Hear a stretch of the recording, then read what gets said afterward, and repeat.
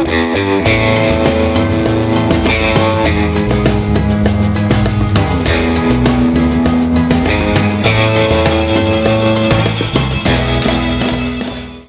is this thing on? Hello? Hit it again. I think it's on now. Welcome to Hiker Trash Radio, where each week, Doc will drag some colorful characters out of the woods to talk trail and Type 2 fun. If you're aspiring hiker trash, or if you're just looking to understand the hiker trash in your life, look no further. So lace up those boots, gnaw on some jerky, and settle into your 20-mile pace as we fire up the podcast from somewhere deep in the backcountry. It's time to embrace the suck.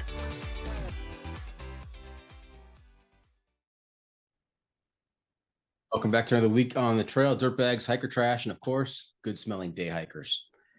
I'm Doc, and this is Hiker Trash Radio. Hey, if you like what we're doing here, take just a minute, help us out, leave us a review on Apple Podcasts. And if you don't like what we're doing, just go ahead and keep that to yourself. All right. I am especially excited to be talking to this week's guest, who is an absolute legend out there among the trail community. He has a ton of accolades, but let me start with just a few.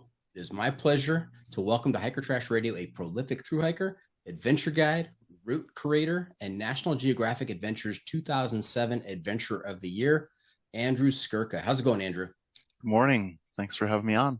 Yes, and you say morning because this is an early morning edition of Hiker Trash Radio. We are recording early in the morning. This is probably the best dressed I've been for a podcast interview. So I appreciate you working with me and making this happen. Of course. My cats are less pleased, though, because this is normally their outside time. My wife and I sip coffee in the backyard, let the cats do their thing, but they can manage. They're spoiled, so maybe they'll be more thankful tomorrow. Nice. Okay. Now, Andrew, in all your time out on the trail, have you picked up a trail name? On the Appalachian Trail in 2002, I was going by the trail name of Paul Revere, but I dropped that for afterwards because my next big trip was the C2C route, and I was walking through places where there was no trail culture, so it would just be weird to walk into a farming town in North Dakota and introduce yourself as Paul Revere, or Funky Avocado, or Mr. Wizard, or any other trail name. I don't know. Funky Avocado, they might get it. I'm sure that they would get it. All right. Hey, for the purpose of the interview, then, you'll be Andrew or Skurka or Mr. Skurka, maybe? I don't think I'm a Mr. still. Okay. If I had kids, maybe I would feel more comfortable with that one. Hey, have you had a chance to listen to the podcast? Yes. Oh, you have? I don't listen to too many podcasts, but I try to keep up on what's going on. Okay. Yeah. Nice. Now, I just want to make sure that you are aware that we have a segment towards the end of the episode called the Hiking Hack, and that's where I will turn to you and ask you to share some trail wisdom with our listeners to make their next outdoor experience even better. So don't be surprised when we get there. Great. Okay. Trailblazers Toolkit. That's right, Andrew. It's time for the Trailblazers Toolkit, sponsored by the ultralight backpacking gear company 6 Moon Designs. Now, I love to talk about gear on the podcast, and I love to hear about my guests' most important item in their adventure gear. If you were preparing for your next adventure, and I was the one supplying you with all your gear, what is the one specific piece of gear you would insist on being packed? Make sure to give me all the specifics on that piece of gear and tell me why you got to have it out there. And this can be an item. It could be gear, apparel, luxury item. So, Andrew, what is that item in your kit? At the end of the day, every piece of gear that we take out with us, or almost every piece of gear that we take out with us, is critical, right? You're not gonna not go out there without a sleeping pad, or a sleeping bag, or probably a stove. I would say that the one that I emphasize, because I think it differentiates experienced hikers or seasoned hikers from new hikers, is to go out there with a set of skills which you carry in between your ears. So that is the different. It's very easy nowadays for someone who's never been backpacking to just take out their plastic credit card and equip themselves a super nice kit.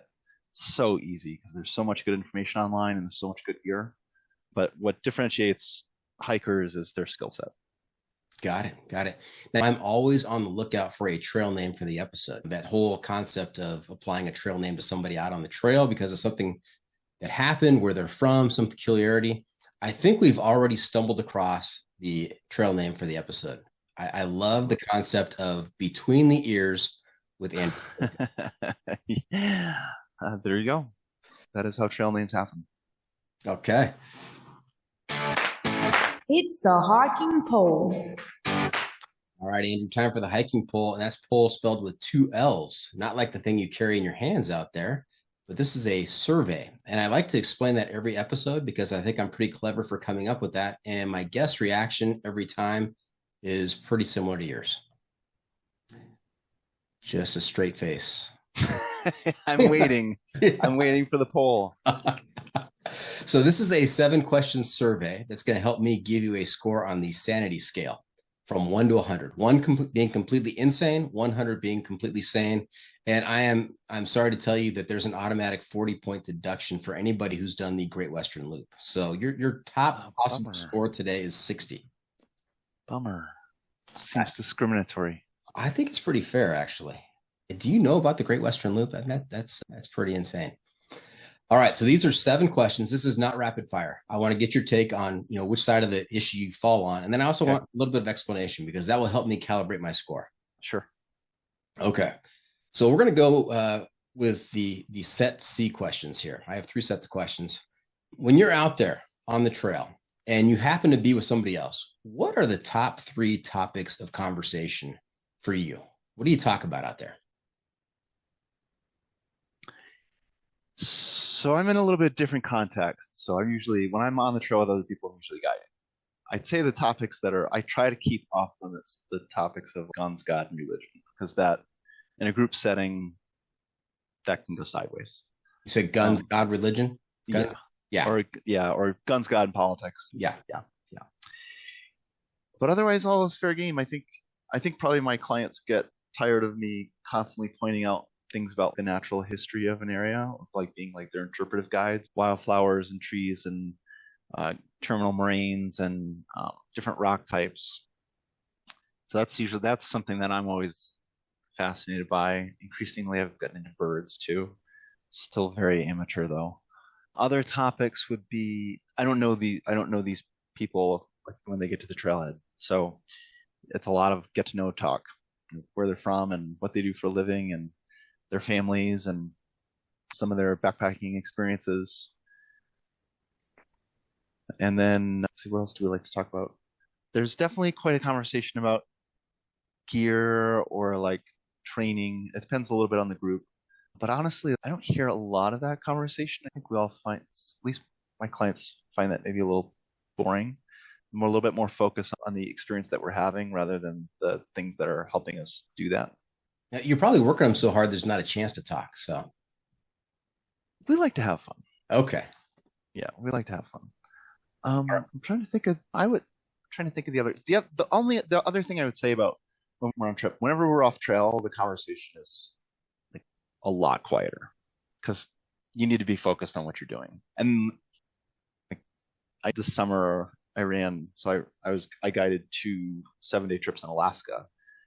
It was like shockingly little conversation going on a lot of the time because you're just focused on where you're stepping.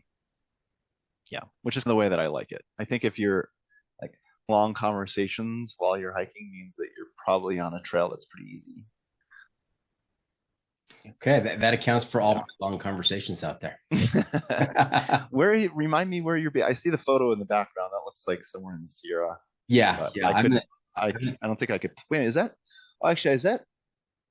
I think I see a tree on the left. I was going to say it almost looks like Ducey Basin, but I don't think it is. It is not. That is from Selden Pass looking down at Marie Lakes. Okay. Yep. All right. Yep. Okay. Question number 2. What is the best trail name encountered out there? Funky Avocado. That's a good one right there. That's in the running. Yeah, a lot of the trail names that I know, they go like they're now 20 years ago because I don't. My list of through hikes started on the Appalachian Trail in 2002. So obviously everyone's got trail names there. And then I did Colorado Trail in 2004, but it was early in the season and I didn't really see any hikers out there. And it was also 2004, the Colorado Trail didn't have like much of a through hiking culture. And then 2004-05, I walked across the country on the C2C route. 2007, I was on the Great Western Loop again, not seeing anybody. 2010, I did the Alaska-Yukon Expedition. Didn't see anybody out there. So yeah, my trail name list is really low. I'm trying to think of some of the ones that I remember. There was a guy, Father Ounce, who I remember meeting up in the Northeast. He was like Christian guy and super into gear. So it was perfect for him. Father Outs? Father Ounce. Yeah, that's what they called him. Yeah. Mr. Wizard. Okay, those are a couple of names that I remember. I'm sorry, I'm coming up. I probably will be negative points on this question. Yeah. You're losing points by the minute. Yeah. Okay. Hey, question number 3: toilet paper, bidet, or leaves, or something? Definitely. Ideally, snow. Oh, for sure. If you can find like compacted spring snow, that is the best because it's wet.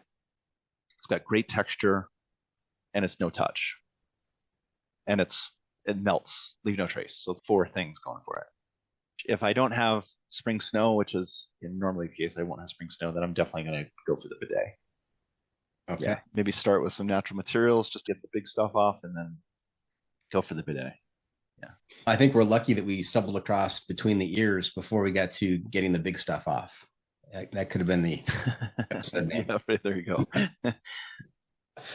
All right, Andrew. Question number 4: breakfast in camp, on trail, or no breakfast? It depends on the group, whether it's a solo trip or a group trip. I think I'll give you 3 different scenarios. So personally, I like to hike a little bit, get up, get moving, get an appetite, and then stop and have some coffee and breakfast. And then in groups, I think it depends on where I am in the group. If it's a less fit group, we tend to get moving and then use our breakfast as a break, which they would probably want anyway.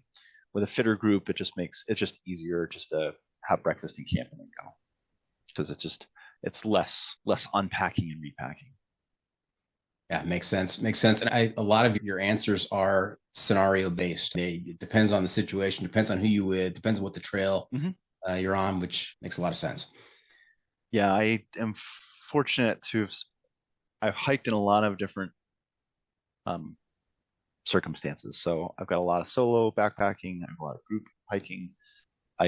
Just in any one year, I'm backpacking in southern Utah, I'm backpacking in the Appalachians, I'm backpacking in Sierra, I'm backpacking in the Rockies, backpacking in the Pacific Northwest, and backpacking in Alaska. So it's a lot of perspective. All right. And happy to have that perspective on the podcast today. Now, question number 5: what is your preference? Hiking solo or with others? I can go both ways. I think for long trips, I prefer solo. For shorter trips, I like groups. If on a short trip, you spend the first couple of days just wondering why the heck you're out there. If you're solo, you're like, why am I doing this to myself? It's uncomfortable. I miss my wife. I miss my cats. I could just be at home right now.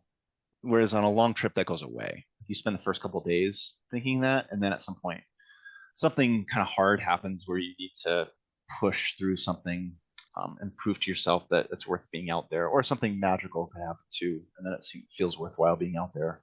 On a group trip, though, it feels they're just more fun for short durations.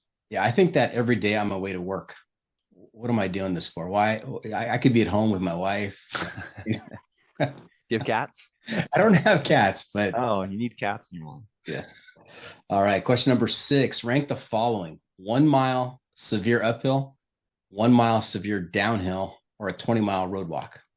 How would you list those in order of your preference? Yeah, I would prefer the uphill, then the downhill, then the 20-mile road walk. Okay. Yeah, the more experienced hikers I talk to, they all pick severe uphill as their number 1 choice. Yeah, it's not an issue. It's just not that much time. It's like an hour. Yeah, and it feels like progress too. Getting views. Yeah. Okay. All right. And question number 7 in the hiking poll, last question. Take us through, let's put the gear aside, take off the pack, set it by the trail there, and take us through what you're wearing out there.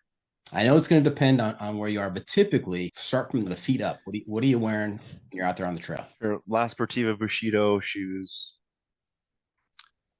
Simplicity gaiters, Defeat gaiter socks, usually pants. As tragic as that is, too much brush and mosquitoes and sun to be wearing shorts. but I would prefer shorts if I could. Usually a long sleeve polyester hoodie, sun hoodie, ball cap. Ball cap. What's on the ball cap? It should be a Skurka Adventures branded ball cap, but that's what we all my wear. guiding program has no branding, so I have nothing. Oh, we're actually required. So some of the agencies, some of the like Park Service units where we guide, we're required to have something that's identifiable, so that way rangers know who we are if they see us. But we have no brand, so we grab athletic tape and just write Skurka on it and stick it to the top of our hat. That's like as best we can do. The identifying brand is you. You say, well, hey, I'm not guiding all the trips. Oh, and that also is not a good way to introduce yourself to a ranger, saying, "Hey, I'm Andrew Skurka." Don't you know who I am? That's probably not gonna fly.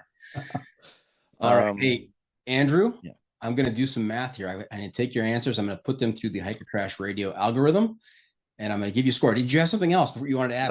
The one other thing I would add to the clothing list. Yes. Because I think it's like an unsung hero. I always wear sunglasses.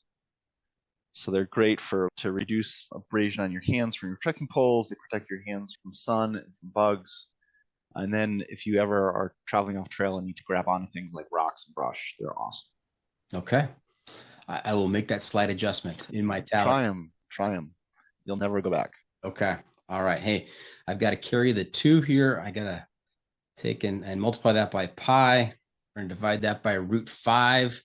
And I'm going to make a slight adjustment for the texture of the spring snow as you're looking for a good source of material there. And I come up with a solid score of 37. All right. Out of 60. 30. Yeah. 30, sounds like my high school chemistry grade. Yeah. It's actually 37 out of 100, Andrew. But if you even 37 worse. out of 60, okay, then that was my econometrics class. Yeah. You know what? Maybe that could be your identifying brand right there. You just get hats with 37. Yeah, perfect. All right. Hey, let's back up a little bit before we get too far down the trail. Let's hear about your background, where you grew up, and how did you get involved in the thru hiking cult? So I grew up in southeastern Mass, which is basically like a desert of outdoor stuff and public land. I guess there's good water stuff, but that wasn't really my us or me. But my parents, they're pretty good at getting us outdoors when we were kids, mostly because it was cheap. So they'd take us camping, they'd take us day hiking. It was something that we could do, and it didn't cost any money. And my mom was a teacher, my dad was a commercial loan officer, and they had 3 kids. So they were looking to save money. I'm looking back at it, was like just crazy some of the things my parents would do with us. Like they would put us all in a caravan, like a Dodge Caravan. We'd take out the middle seat, put us all in the back seat, and we would go for 2-week-long vacations. So we'd go to Quebec and Toronto and Montreal and Halifax and Nova Scotia and Bay of Fundy, like all in the same 2 weeks. It's like nuts. And then in college, I decided to spend my first 2 summers working at a adventure camp out in Western North Carolina, out near Asheville. And that was the trigger. So I went off to college expecting to just be a corporate cog, and with an emphasis on improving the lifestyle that my parents had made for themselves. And then I spent those 2 summers at camp, and every day I was mountain biking and rock climbing and caving and rafting and trail running before the kids got up. And I was also hanging out with a bunch of individuals who had no interest in living the American dream. They're all about just having fun from season to season. So it was pretty corrupting. And after that, I think I got it in my head that I wanted to hike the Appalachian Trail. And then the Appalachian Trail it was really hard for me, because I was a new backpacker and the information out there was not very good at the time. But it was something about the experience made me want to do more of it. So then I did a series of long trips after that. My last big trip was 2010. And then since then I closed the chapter on very long solo through hikes, and I started doing shorter trips, so a lot of the high routes, and started guiding trips. Okay. Yeah, it seems so strange during the introduction, like National Geographic Adventure of the Year in 2007. That was 16 years ago. Yeah, and I'm still in it and still learning things. And I would say a much better backpacker now than I was then. Maybe not quite as, I don't know if I could do some of those trips again, just like athletically. Like that Great Western Loop was 33 miles a day for 208 days. That's a lot of miles. I'm 42 now, but at least skill wise, I'm much more capable. I remember 42. It's a good age. Enjoy it. It feels okay. As an endurance athlete, it can be tough to enter your 40s because it's not getting any easier. That just means you have to be tougher. I wish it were that easy. Yeah, I was pretty tough in my 20s and 30s too. Yeah, I can imagine. Hey, your siblings, you had two siblings, right? And did either one of them get involved in the outdoor adventure cult? Nope. I think that's fascinating that you have kids who grew up in the same family, same environment, same experiences, basically, and one takes a hard left, and the others don't. Yeah, they stayed on the track. So my younger sister is a partner at KPMG, and my older sister works for Biogen in Boston. So they're both doing well. Yeah, for a while I was definitely black sheep. Yeah. They evidently didn't experience that early corruption. They never had a corrupting experience. Yeah. And here you are, better off for it. I would say so. More interesting, at least. All right. Hey, we're going to take a quick break and pay some bills, hear from the advertisers. And when we come back, we're going to get into what I like to call, maybe I'm the only one that calls this, the big three. And also want to hear some information about what you're doing these days with Adventure Ready. So stay tuned. We'll be right back.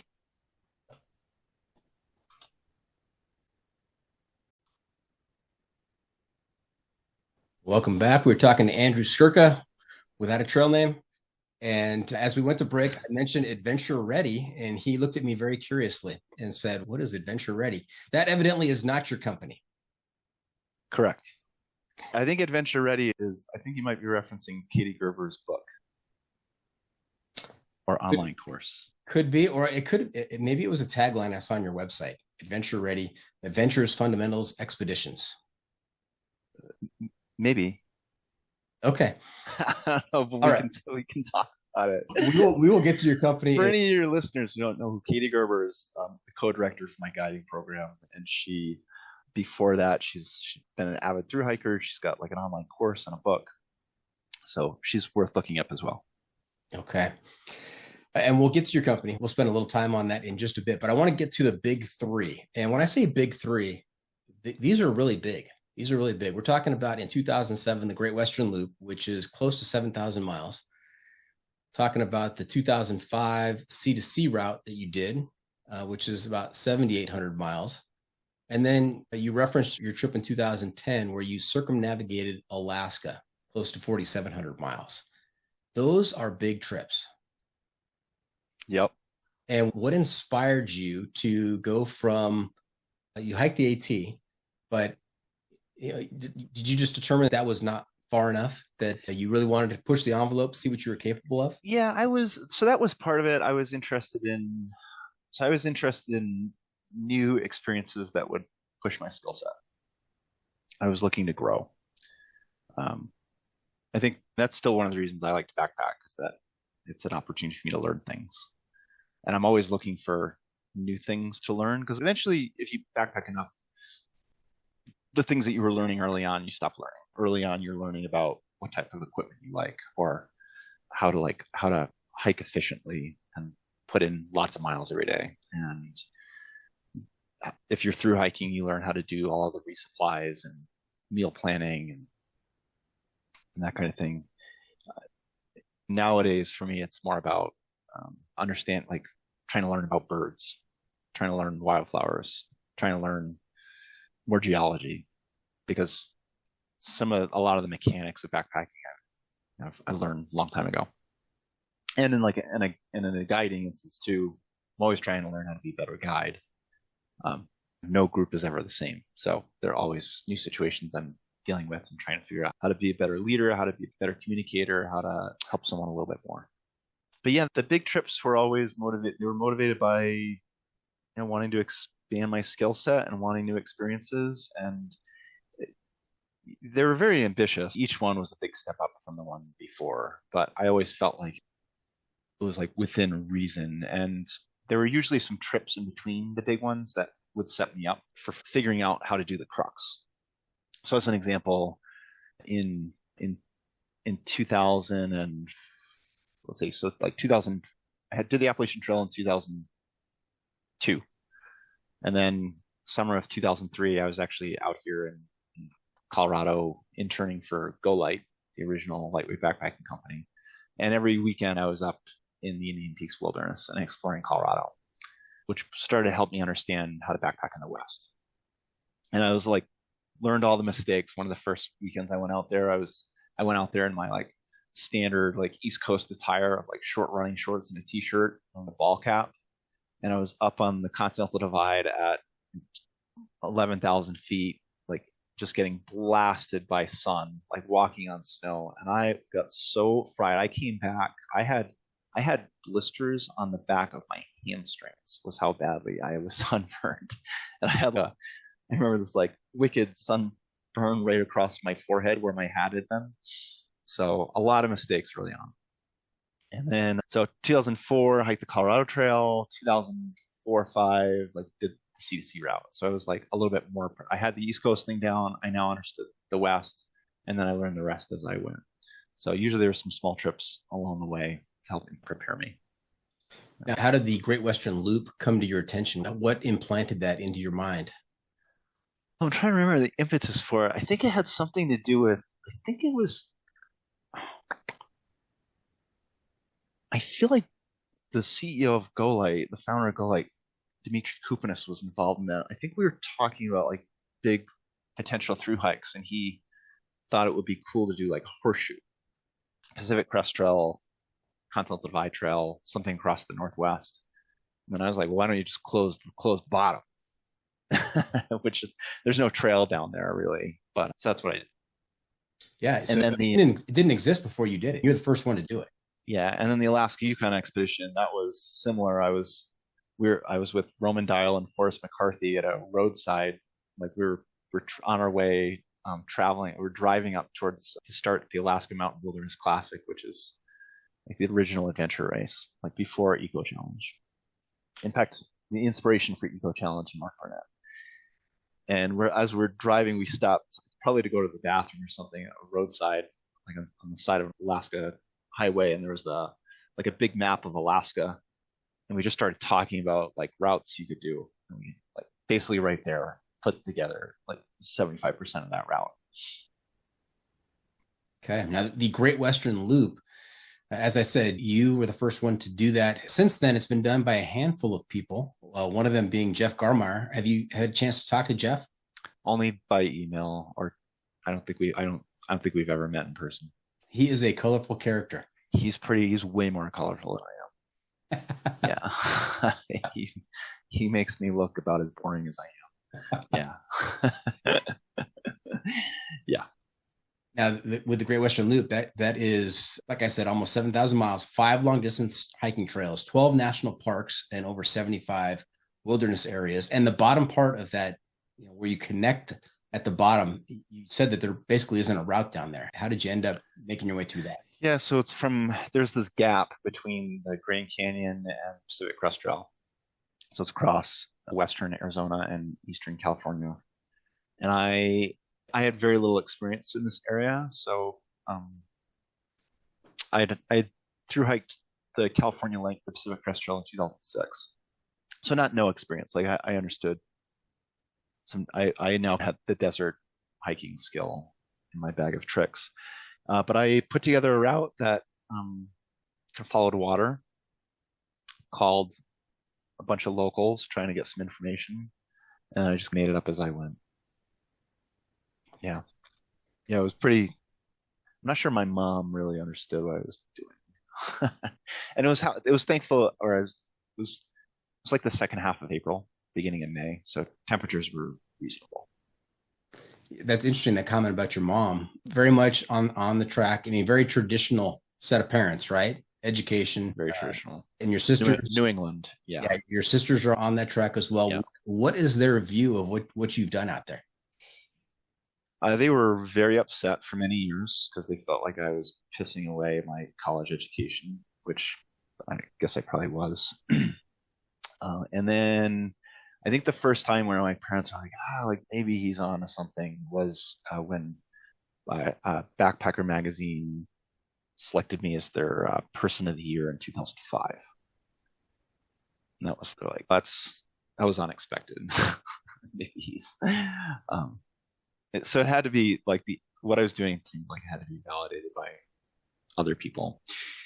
They were always supportive of it. So like my parents did not want me doing those trips, but they were still sending me boxes of things that I needed.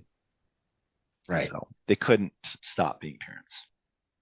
Now, does your family treat you at family gatherings like they treat me? Not your family, but my family, of course. But where I walk in the room and they all migrate away from me because they know I'm going to be talking about hiking. No, I don't. Maybe there was a time where that was the case, but I'm pretty ordinary nowadays. Like I'm married, I own a home, I've got 2 cats. I'm 42. Like I spend a lot of time in the field with professionals. So I would say I'm probably more palatable now than I maybe used to be. In my 20s, when I was a dirtbag through hiker, hiking is the only thing that I knew. Like I didn't even own like linens for a bed in my 20s.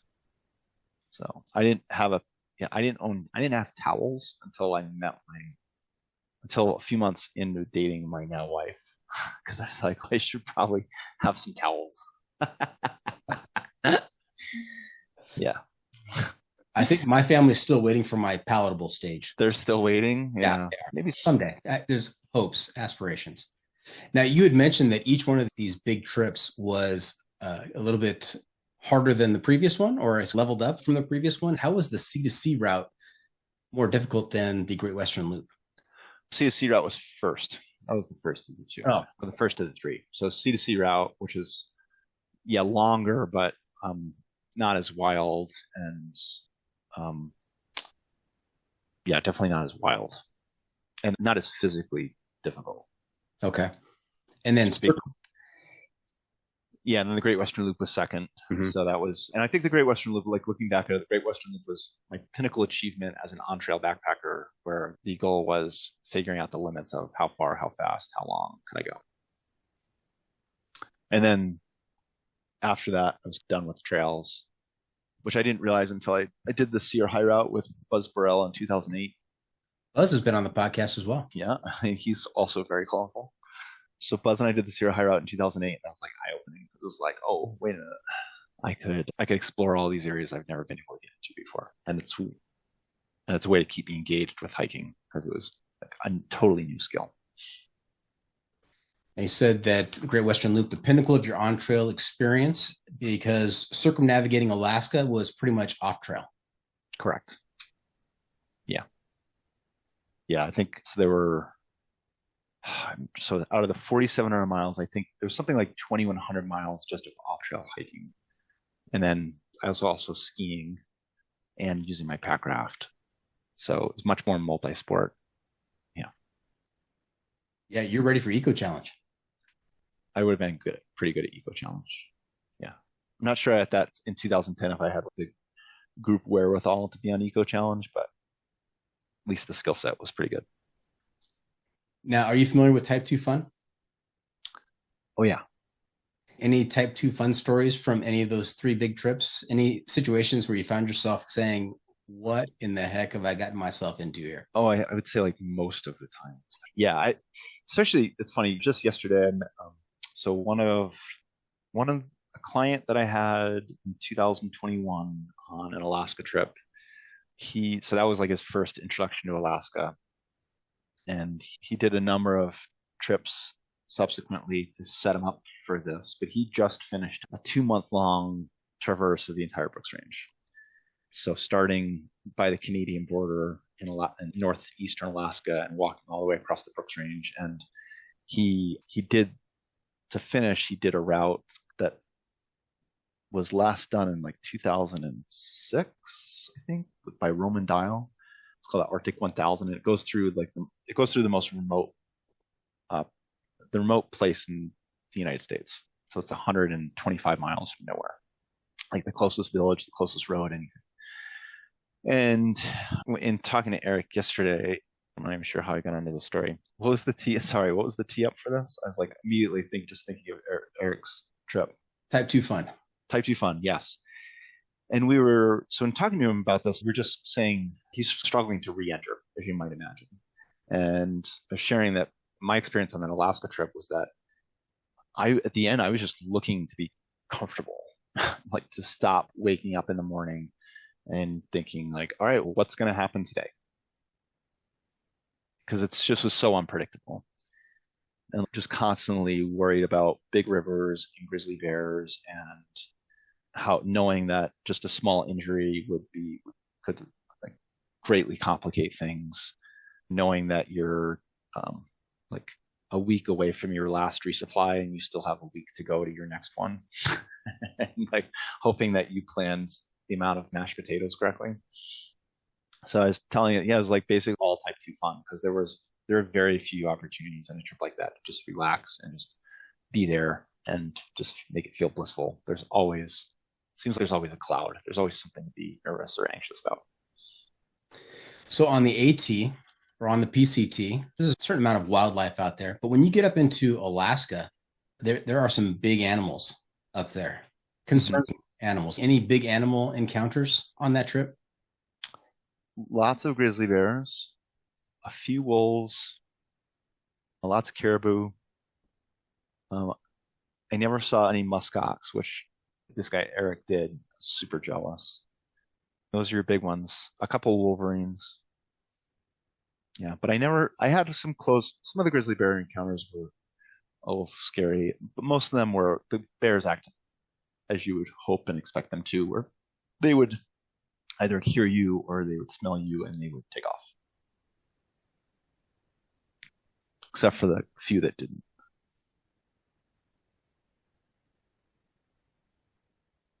I'm waiting. Your readers can watch it on YouTube. All right. Hey, I talked to a previous guest and your name came up, and that was Paul Ingram, who put together the documentary Range of Light. How did you end up on that documentary? He asked me to be on it. Or he asked to interview me. But I didn't know much about their trip at the time. I can't remember if he interviewed me before or after they did their trip. And he didn't, and even if it did happen, even if he did interview me after the trip, he was coy about what their actual experience had been. So I didn't realize like how hard it seemed to be for them. And yeah, it's probably a little less sensitive than if I had known how hard it was going to be, I'd be a little bit more sensitive during the interview. All right. Hey, I mislabeled your company earlier, calling it Adventure Ready. You clarified that for us. Let's spend a little bit of time talking about what you're doing these days. So yeah, my primary gig nowadays, I run a backpacking guide service. So I used to do more. I used to do a lot more public speaking and put out a lot more content. It's like a book and more blog content. But the guiding service has been really popular, and it's rewarding for me. So nowadays, I think this year we're running, like almost 60 trips. We have about 500 clients. I have a guide team of about 20, 25. It's a thing. I've got a full-time employee. Wow. Yeah. Time. Yeah. Yeah. When I started guiding in 2000, started guiding on my own in 2011. And like, I didn't really have a vision for it. I thought maybe there'd be a market for individuals who wanted to do the types of trips that I like to do. So my first 3 trips, we did a 1-week trip in the Wind River Range, a 1-week trip in the High Sierra, and a 2-week trip in Alaska. And the Wyoming trip and California trip both followed sections of what was already or what would become high routes. And then the Alaska trip included pack rafts. So these are like hard trips. And honestly, I probably didn't have the guiding skills to be leading groups like that. Yeah. At least at that time. If Andrew has not scared our listeners off, what is the best way for them to find out more about how to sign up and be guided by Andrew Skurka and his team? They could very easily find my website. And I have a feeling your website it probably makes sense to be something like andrewskurka.com. That would be it. Yeah. Okay, nice. Very intuitive. You would think like a company or like a program or an organization that like runs as many trips as we do and has as many guides that it would be like branded, but it's never been that way. You're all substance, no flash. Yep, probably. Maybe to a doubt. Yeah. Yep. All right. Hey, Andrew, you know where we are right now? We're 52 minutes in. No, we're at the end. How do we finish this thing up? Hiking hacks. There we go. Hiking hacks. You're on the right trail. This is where you get to share some trail wisdom with our listeners to make their next outdoor experience even better. You have a tidbit you can share with them? How long do we have? Oh, that's up to you. Okay, I'll just quickly share one. So a really helpful way to think about navigating is to tell yourself a story about your past, present, and future. So you want to know where you've been, and you want to know where you are, and you want to know where you're going. And you should be using all of your navigational tools. So that would be your topographic map and your magnetic compass and your altimeter and your watch and your GPS. All those tools should be supporting your story. As an example, if you leave the trail, if you look at the map before you leave the trailhead and you say, hey, we should leave the trailhead, we should be walking east and we should be hiking uphill on a moderate grade.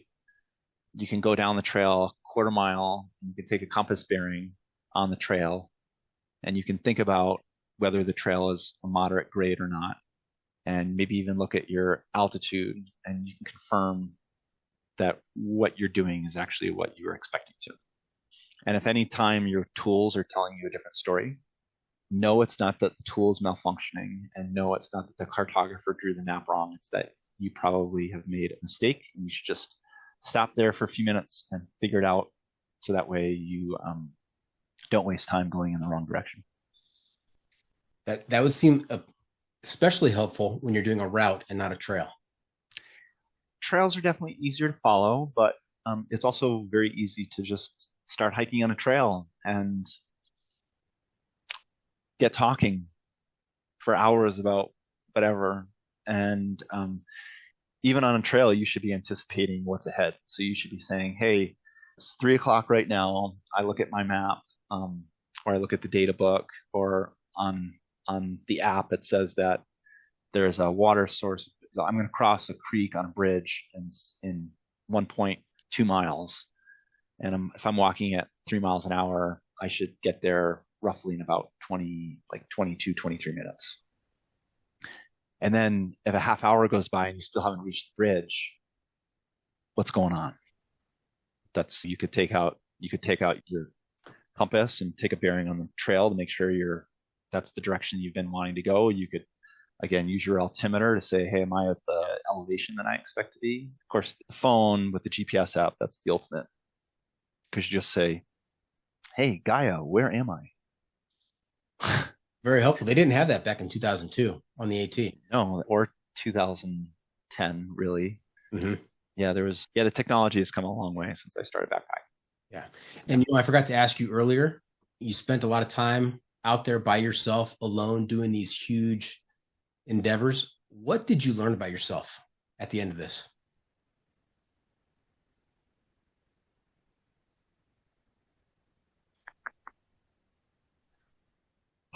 I found I was, which I probably already knew, but it just proved it. I do really well when I have a goal.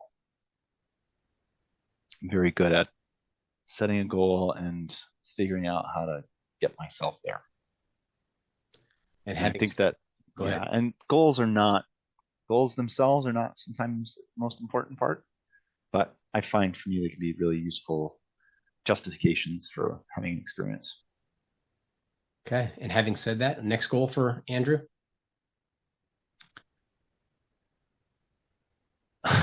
Yeah, that's apropos. Right now, my wife and I are renovating our home.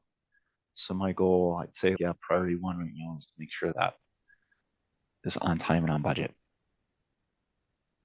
All right. Yeah. Best. Very not on brand for a hiking podcast, but I hope your listeners will appreciate that I'm a reasonably real person. You are a real person. Yeah. So there you have it. We're just about done here. Hope our listeners enjoyed our time with Andrew. Want to thank him for joining us this week. Andrew, how can our listeners keep up with you on social media, and where can they find updates on your latest expeditions? If they get to the website, so it's andrewskurka.com, the social media links are there. And as someone with a very distinct last name, and I think if you search for Andrew Skurka Facebook or Andrew Skurka Instagram, it probably would get you there too. Okay. Remember to check out Hiker Trash Radio on social media as well. We're on Facebook, YouTube, Instagram, and TikTok. And if you have comments or clips you want to share with me, you can send it to me at hikertrashradio@gmail.com. The empath. Andrew, unfortunately, we can't always be on the trail. And when we're not, we need to find a way to get our adventure fixed. So I'm going to ask you to share some outdoor adventure media with our listeners to help them get by. This could be a book, a movie, documentary. We call this segment Off the Beaten Path. Any suggestions for us? There are a couple of apps that I really like to use, and I use them in my daily life too. One, probably the coolest, is called Merlin, Merlin, and it will, based just on the sound of birds in the area, it will identify them for you.